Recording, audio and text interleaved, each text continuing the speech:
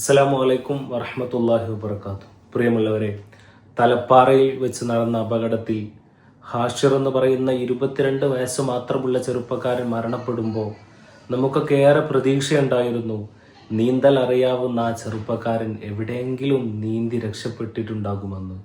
പക്ഷേ പ്രാർത്ഥനകളിലെല്ലാം വിഫലമായിക്കൊണ്ട് ഒരു നാട് മുഴുവൻ 2 ദിവസത്തോളം നീണ്ടുനിന്ന 2 രാത്രികളും 1 പകലും നീണ്ടുനിന്ന തെരച്ചിലിനൊടുവിലാണ് ഹാഷിറിൻ്റെ ഭൗതിക ശരീരം നമുക്ക് ലഭിക്കുന്നത് എന്നുള്ളതാണ്.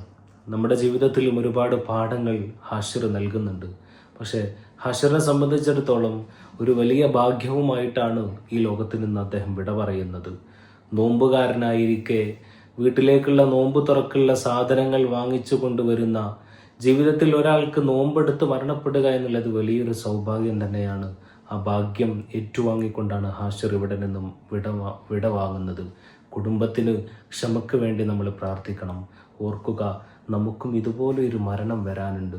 രംഗബോധമില്ലാത്ത കോമാളിയാണെന്ന് ഒരു കവി മരണത്തെ വിശേഷിപ്പിച്ചതുപോലെ നമ്മളെയൊക്കെ പിടികൂടുന്ന ഒരു ദിനവും നമ്മിലേക്ക് വരാനുണ്ട്.